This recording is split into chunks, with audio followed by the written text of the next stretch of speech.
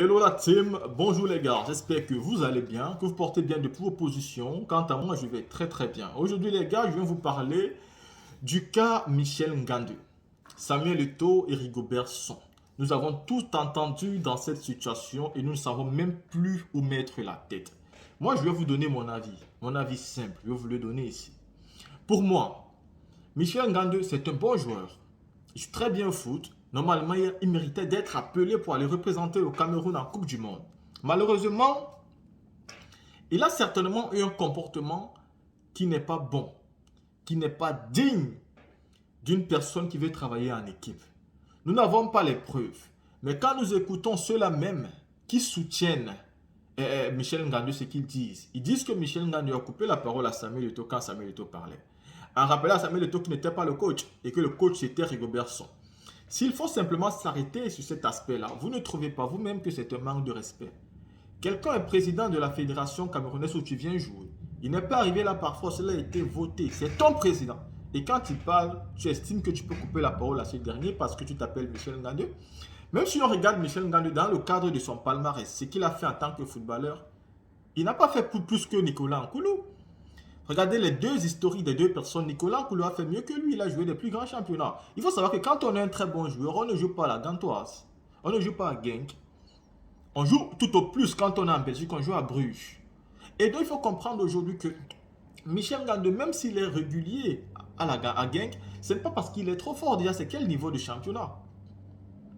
C'est quel niveau de championnat? Nicolas Koulou aussi qui joue à Astra, c'est Astra Tripolix, un nom bizarre, mais c'est Astra quand même en Grèce. Vous pensez quand même que Nicolas Koulou joue dans un championnat qui est si bas que ça? Mais nous savons très bien où Olympiakos joue tout le temps. Nous savons où les Paro jouent tout le temps. Donc c'est aussi un championnat qui est au même niveau que le championnat de la Belgique. Et vous ne pouvez pas venir vous permettre aujourd'hui de dire que Nicolas Nkoulou ne peut pas être appelé parce que Nicolas Nkoulou c'est aussi un Camerounais comme Michel Ngandou qui joue aussi comme Michel Ngandou. Et même si vous venez dans cette logique où Michel Ngandou a été remplacé parce qu'il aurait manqué le respect à Samuel Eto'o, est-ce que vous-même vous trouvez que c'est normal? Ce n'est déjà pas normal.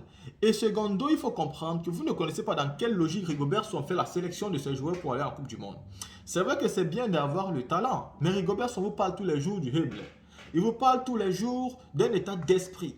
Il a besoin d'un groupe qui est capable d'aller se tuer sur le terrain. Quand on parle de se tuer, ce n'est pas de mourir physiquement, mais des personnes qui sont capables de prouver qu'ils ont envie, qu'ils veulent quelque chose et qui sont fiers d'être ensemble. S'il faut aujourd'hui regarder tous les Camerounais qui n'ont pas été appelés, je vous assure qu'on ne va pas quitter ici. Beaucoup de Camerounais qui jouent au football n'ont pas été appelés, mais ceux qui ont été appelés sont aussi des Camerounais, vous devez vous réjouir pour eux. Il y a beaucoup de Camerounais comme Yongo Bitolo, que tous les Camerounais nous aimons. C'est-à-dire que nous aimerions même qu'on appelle pour la Coupe du Monde. Même si c'est seulement pour mettre l'animation. On les aime bien pour ça. Mais la décision est sortie, on doit soutenir. Et tous les Camerounais dignes, qui aiment leur pays, qui sont responsables, ont tout simplement souhaité à ceux qui ont été appelés bonne chance. Mais ceux qui n'ont pas été appelés, qui sont en train d'insulter, qui sont en train d'utiliser leurs agents pour manquer le respect, vous comprenez très bien leur état d'esprit pour cette équipe. Ça veut dire, quand on est appelé, c'est bon. Si on ne nous appelle pas, alors on ne soutient plus les Lions indomptables, on massacre tout, on dénigre tout, on déchire tout. Moi, je pense clairement que si M. Michel Ngandou a manqué le respect au président de la FECAFOOT, Samuel Eto'o, il faut qu'il soit sanctionné de telle manière que tous ceux qui viendront à l'équipe nationale sauront qu'il y a des limites. Si vous atteignez un certain nombre de limites, vous serez sanctionné. La fédération camerounaise n'est pas le paillasson de n'importe qui. Ou si le président de la fédération a la parole, quelqu'un peut venir couper la parole parce qu'il s'appelle Michel Ngandou. Ce n'est pas comme ça qu'on fait. Et aussi, quand vous venez défendre un footballeur, basez-vous sur les statistiques du football. Basez-vous sur les raisons pour lesquelles il n'a pas été appelé. Laissez ce problème tribal qui ne sert absolument à rien. Parce que s'il faut bien regarder l'équipe nationale du Cameroun, vous allez très bien voir que dans cette équipe-là, il y a toutes les ethnies à l'intérieur ou alors la majorité. Et si on part même bien regarder, les Bassas qui sont dans cette ethnie ne sont pas majoritaires. On est clair et net que les Bassas ne sont pas majoritaires. Si vous voulez rester dans le sens que c'est eux qui dirigent aujourd'hui le football, mais ce n'est pas eux qui sont majoritaires.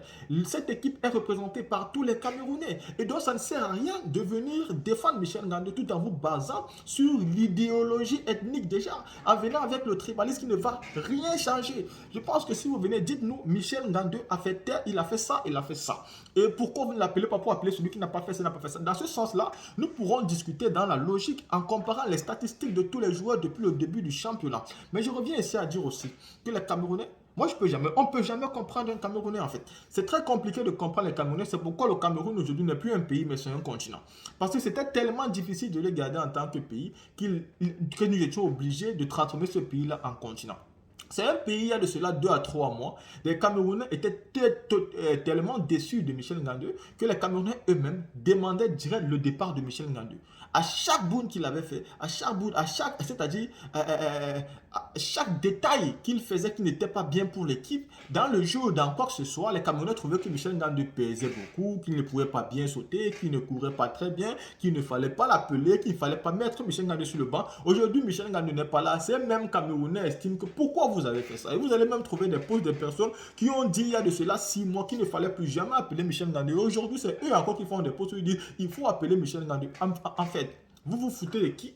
Vous vous moquez de qui? Est-ce que vous pensez que le travail d'un coach c'est si facile que ça? Premièrement, comme Samuel Eto'o avait dit, il faut un groupe humainement bon. Le groupe humainement bon, c'est un groupe qui s'aime, mais qui n'a pas peur des reproches, qui savent qu'ils peuvent prendre les reproches pour pouvoir évoluer.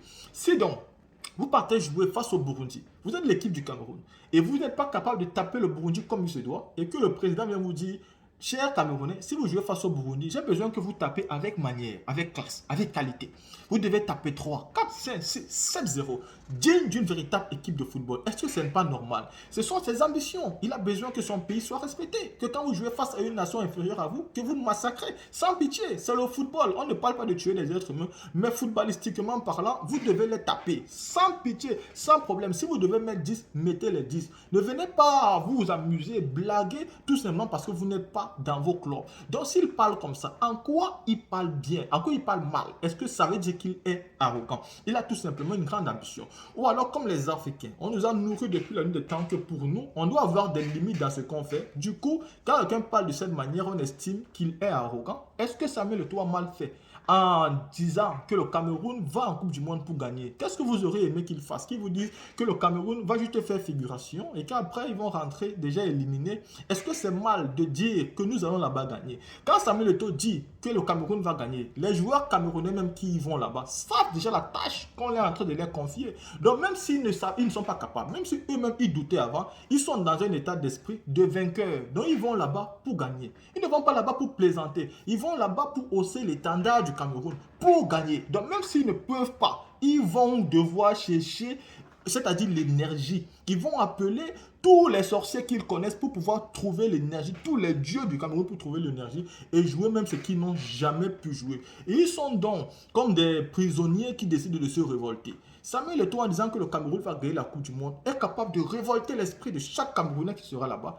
parce qu'ils savent aujourd'hui que le peuple camerounais pensent qu'ils peuvent gagner la Coupe du Monde. Alors ils peuvent le gagner. Et pourquoi ne pas pouvoir le gagner? J'entends les personnes qui disent Neymar, Vinicius, Thiago Silva, tous ces grands noms. Oui, c'est bien beau, le Brésil a de très très grands noms. Mais une chose est sûre, le Brésil vient avec 11 personnes sur le terrain, le Cameroun vient avec 11 personnes. Pensez-vous que si le Cameroun va jouer ces 7 matchs comme les derniers matchs de leur vie, ils ne sont pas capables de faire quelque chose? Vous pouvez être n'importe qui. Si quelqu'un a vraiment l'envie du désespoir, c'est-à-dire quelqu'un est désespéré et vient sur le terrain pour dire je viens ici me battre, soit je meurs, soit je passe. Vous pensez qu'il n'est pas capable de faire un beau match?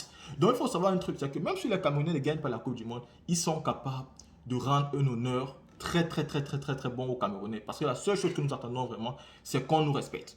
Et pour qu'on nous respecte, il faut qu'on fasse une bonne Coupe du Monde. Je pense que dire que le Cameroun va prendre la Coupe du Monde, c'est déjà une première victoire. Mentalement, nos lions indomptables savent clairement ce qu'il reste à faire. La team, dites-moi ce que vous pensez. Et c'est comme ça que nous allons continuer dans les prochaines vidéos pour parler spécialement du football et spécialement de la Coupe du Monde.